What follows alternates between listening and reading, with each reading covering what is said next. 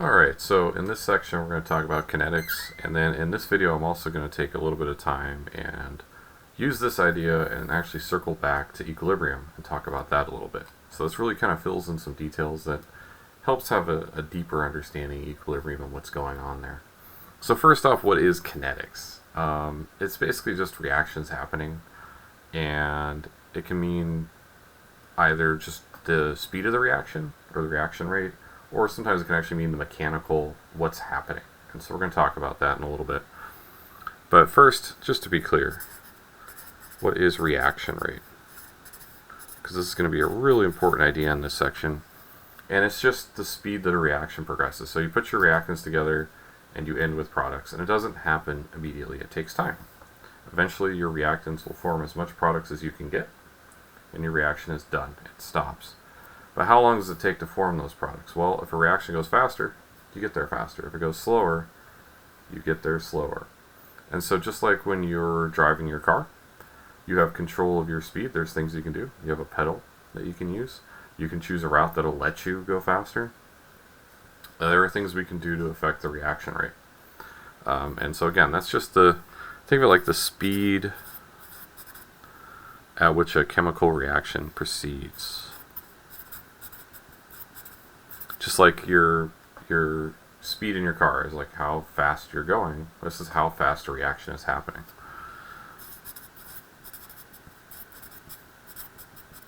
And there are ways to clock a reaction speed without letting it go all the way to the end. Oh, I'm saying one word and I'm trying to write another. Proceeds. There we go. Not the first time in my life that's happened to me. Probably not the last. Sometimes I only have one track mind, apparently. What I'm saying is what I'm thinking. So, that's it. Faster reaction, we make stuff faster. Slower reaction, we make products slower. That's what we're saying. Now, I'm a chemist, and so I have this perspective of a chemist here. And generally, I want a reaction to happen quickly. That's how I get home at the end of the day. I'm making something, I want to make it as quickly as I can, get it done. I don't want to be waiting for 7 days for a reaction to happen if I can get it done in 6 hours. And so with that in mind, we are going to talk about how we can increase a reaction rate.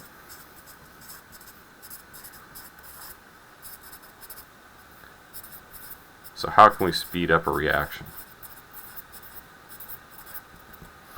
Now, if you want to slow a reaction down, I don't know why you'd want to do that. And maybe it's unsafe to do it too quickly. It's the only situation I can think of. So a really, really, really fast reaction that expands. We have a name for that. It's called an explosion. So maybe you don't want an explosion. So maybe you want to slow it down. Well, then you would do the opposite of everything we're going to say here. So there's going to be 4 things we talk about in terms of speeding up our reaction. So the first one is increasing our concentrations of reactants.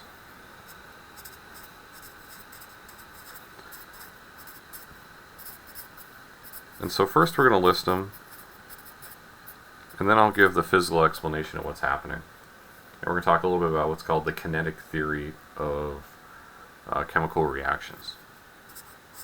So the second thing we can do is we can increase surface area. And so that means, grinding up large pieces into small. If you ever had to dissolve sugar or anything like that in water, if you break up big pieces and stir it around, it's going to dissolve faster. And the same idea happens with chemical reactions. So increasing surface area, or, just or stirring. Okay, so the next thing we can do, increase temperature. And number 4, closest thing to magic in chemistry, we can add a catalyst.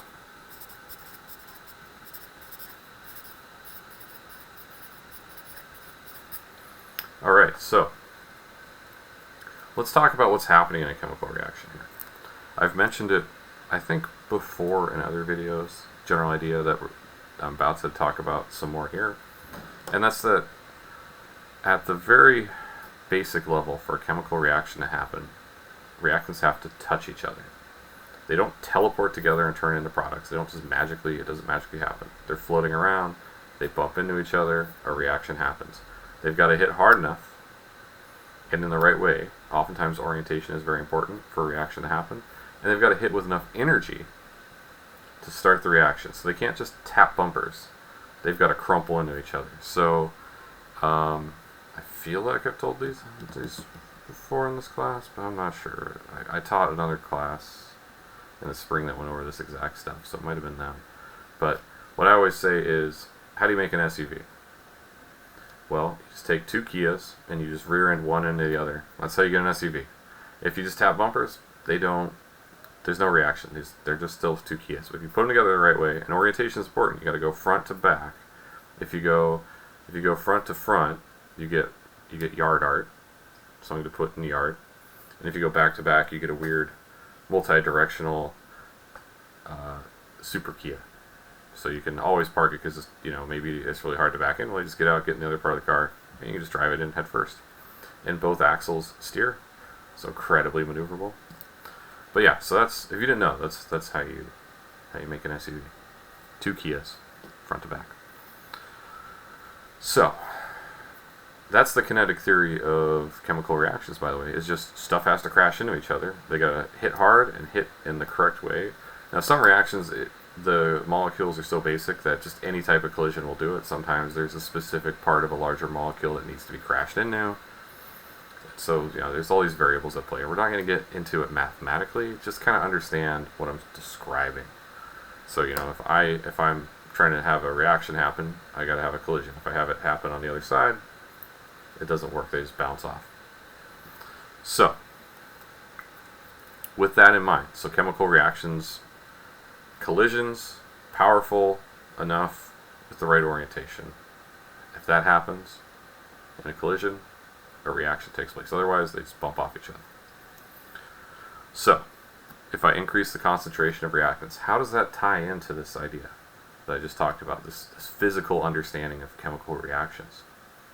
Well, this is going to give increased collisions.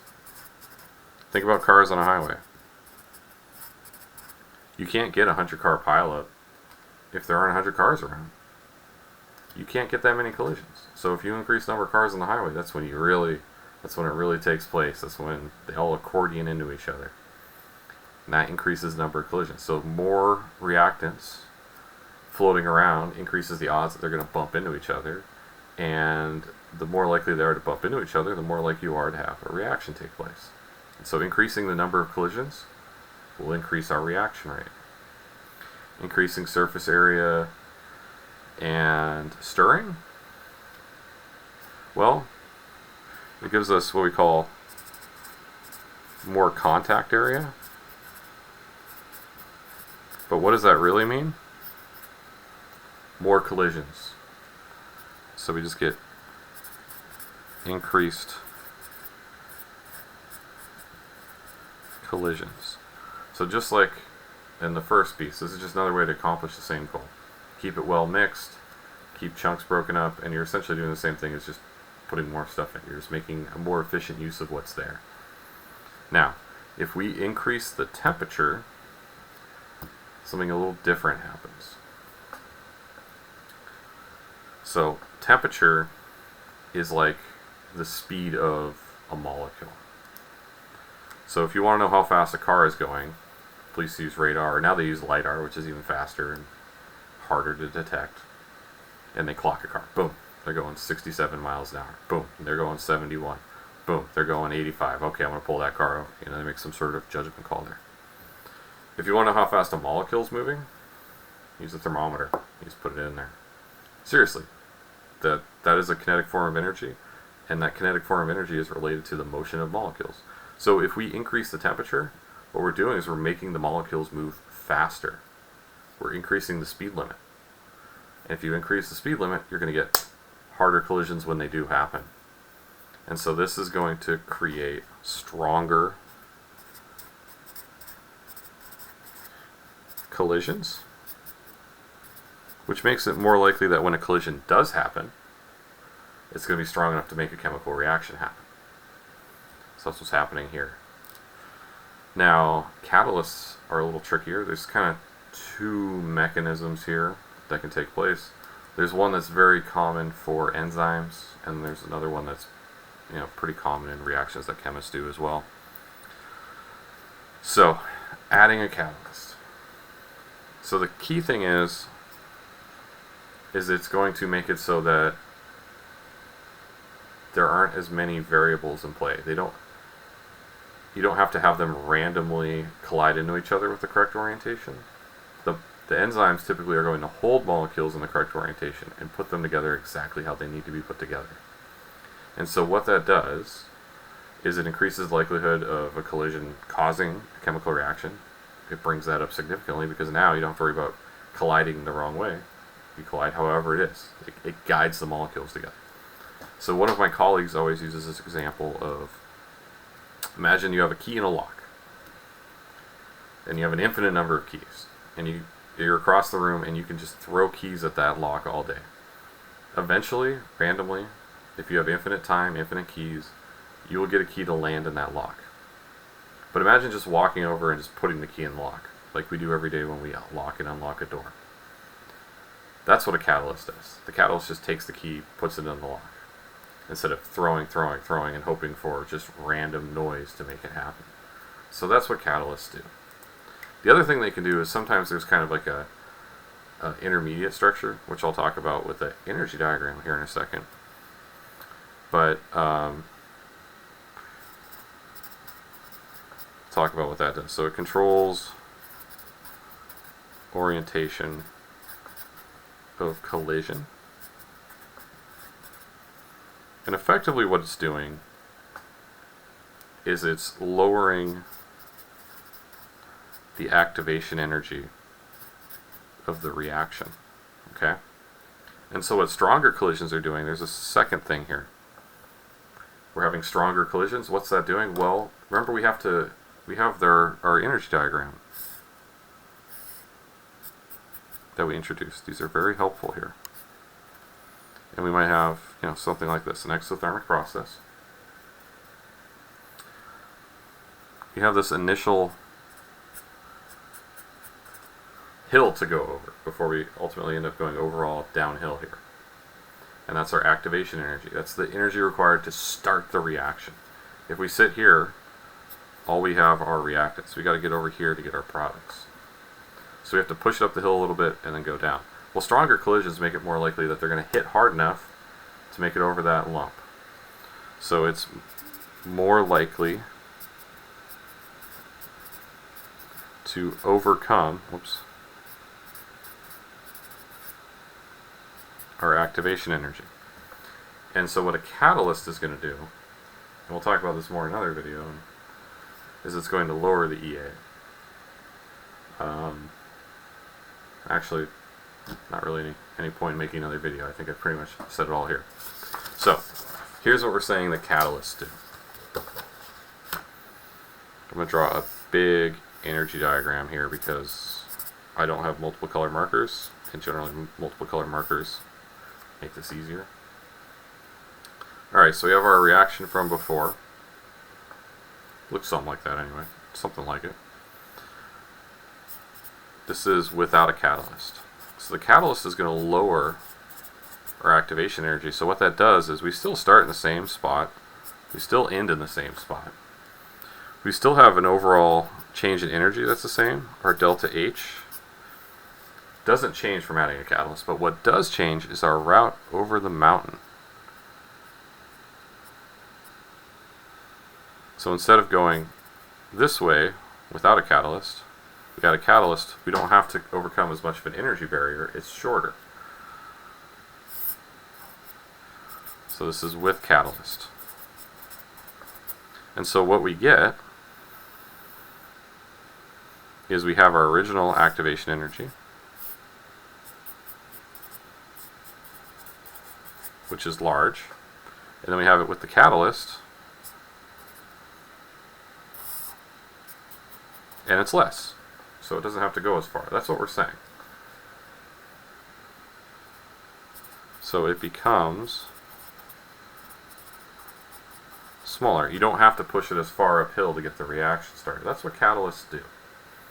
And so one way is controlling orientations. The other one is that you often have an intermediate structure up here. So there's the collision, and then they do chemistry, and then they become products. So often it isn't two molecules becoming one, but two molecules rearranging and becoming 2 or 3 or 4 different molecules. Or maybe it is 2 becoming 1. There's lots of options there. But if it's 2 becoming 2, they get stuck together. We call that an intermediate structure. There's an energy level associated with that. And then they fall apart as new molecules, if they hit hard enough in the first place. And so what an enzyme can do, or not an enzyme, but a catalyst, the other option it can do is to stabilize that intermediate structure. And this is really high level detail. The main thing is just the main takeaway here. I've talked about a lot of stuff. I like to talk about enzymes and catalysts. They're pretty cool. But the big takeaway is just activation energy goes down. You don't have to push it as far uphill. That's the big takeaway. So let's think about some stuff here. Let's do some examples. And then we'll call it a video. So let's look at a chemical reaction.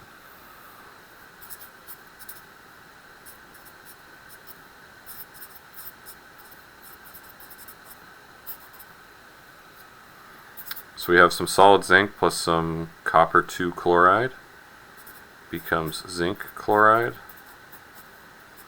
and solid copper metal. So you do this reaction, and zinc's kind of a silvery color, so you throw that in this bright blue solution, and then what will happen is the solution will start becoming clear, and then instead of having a silver solid that's settling at the bottom, you have a kind of coppery color. I love that copper has a color that describes it, like, kind of like how what color is an orange. So it's reverse in this case, though. Like, there was copper, and then we named it. Actually, no, it's the same, because they didn't have the color orange, and then they saw oranges and came up with that color. Maybe, I don't know. Maybe it goes the other way. They didn't have any other way of describing it. Whatever. I'm not a historian. But so you get a copper-colored metal. That was a long roundabout way of saying that. So you see your color of your metal change, and your solution goes from blue to colorless. It just goes clear.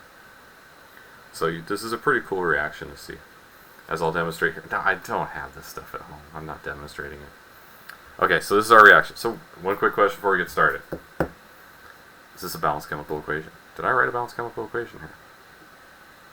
Well, I sure hope so, because I kind of tipped my hand. I didn't really leave room for any coefficients. But yeah, so I got 1 zinc, 2 chlorines, copper, copper. It's balanced.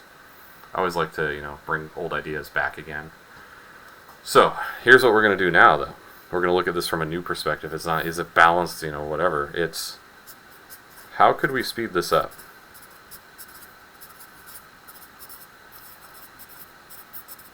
I got to get home. My sous vide is almost done.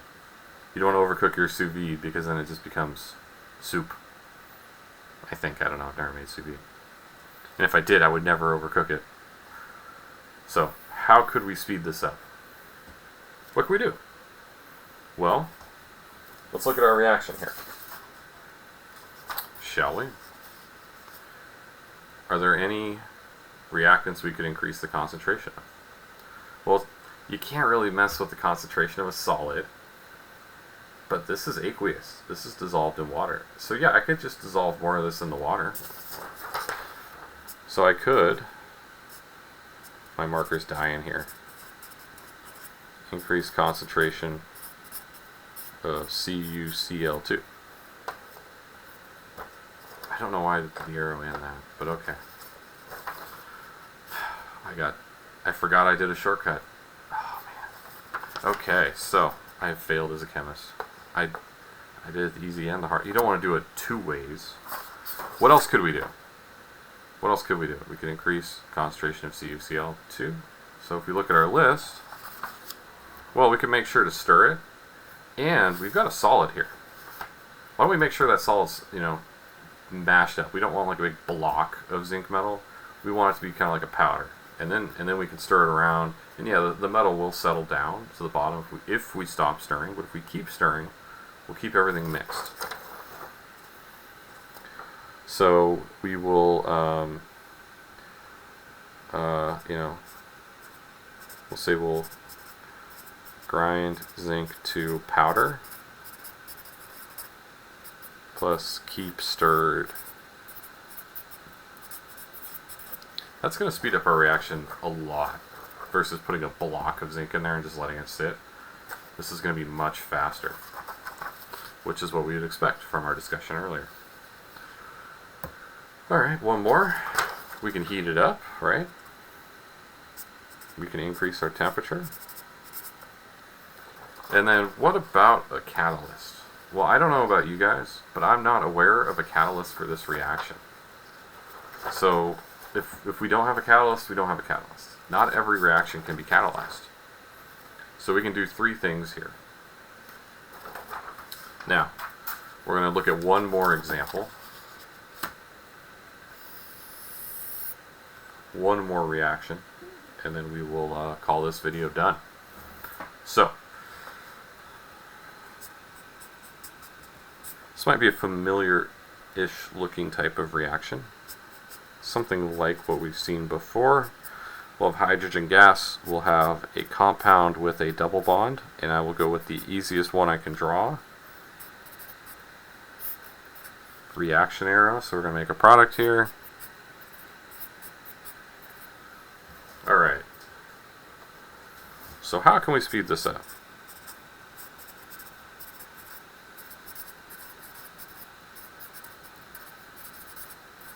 By the way, is this a balanced chemical equation? Yeah, because I already wrote the next sentence. So yeah, totally. Oh, this will be a gas, by the way. I've got 2, 4, 6 hydrogens. 3 makes 6. I've got 1, 2 carbons, 1, 2 carbons. Look at that. That's just balanced right there. Beautiful. Beautiful work, if I do say so myself. Some of my finest. Alright, so how do we speed this up? Well, we can do that. We can't really break up gases, but we can keep them mixed. You can stir gases. You actually can. And we keep it hot. Alright, but what else can we do? Anyone remember? Does this seem familiar at all? Perhaps if I give you the name of this type of reaction, maybe that'll jog your memory. So this is we're adding a hydrogen gas to a double bond to turn it into a single bond. So we call this reaction hydrogenation. Was there anything special about a hydrogenation reaction we talked about earlier? So we've got, I'm going to be lazy here, everything from above. That's what we talked about first. And then in the lipid section we talked about this. We talked about, like, cis fats and trans fats and how they make hydrogenated oils. There was something in that reaction. So this reaction can be catalyzed by platinum metal. So we can use a catalyst. So a catalyst will lower the activation energy of a reaction, and we write a catalyst with the reaction arrow because it's not a product. I'm sorry, it's not a product. Points to the right side, and it's not a reactant. So what happens is it doesn't get used up. So if I throw a kilogram of platinum metal into this reaction and speed it up, I should be able to pull a kilogram of platinum metal out when I'm done. That's what that means. So it doesn't end up, you see, I don't have any platinum on the left, I don't have any platinum on the right. It's just there, it's just a surface. It's like, I did the reaction in a beaker. Doesn't mean the beaker gets consumed by the reaction. It just holds the reaction. In this case, this isn't getting consumed by the reaction, it's just speeding it up. And if you don't believe me that this was there before, go back to the lipid section. I dare you. And look at that. I dare you. We were talking about cis and trans fats.